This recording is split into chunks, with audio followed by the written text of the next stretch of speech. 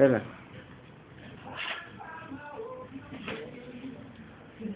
Ποιος έλεγα? Φλίπερ.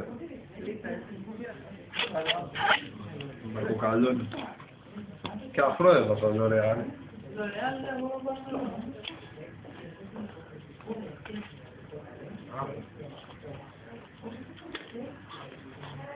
Μην αγχώνεσαι ψηλά, σιγά σιγά. Ανάποδα μου.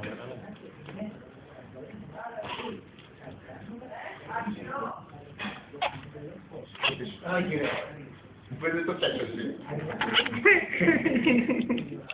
Αγχώνεται, ρε, για να έχει σφήνες να δέσει.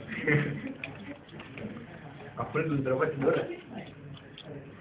Ο άλλος υπόδειξη κατευθείαν δώσε αέρα. Όχι ρε, γιατί δεν είναι ταρέ από τόσο κοντά, μάρακα. Τι έχει κάνει αυτό στο πάθη. Ναι, ρε, παραμύθια λέει. Το βάζει προς τα τώρα, για μάτι.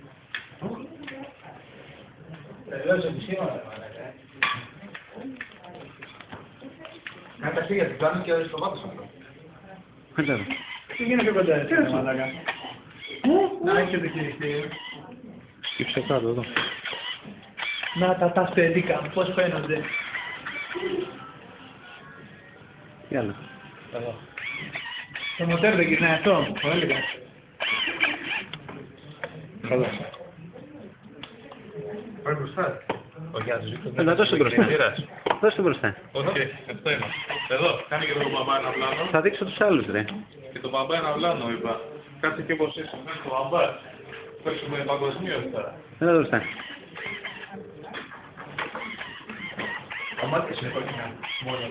Θα πάρουμε το αντικοκινητικό. Εντάξει, Για ακούνα λίγο. Βάλτε μπροστά, βάλτε μπροστά. Βάλτε μπροστά, ρε, παιδί μου, να τα Πάρ' του μια γκαζιά ρε. Κόστο.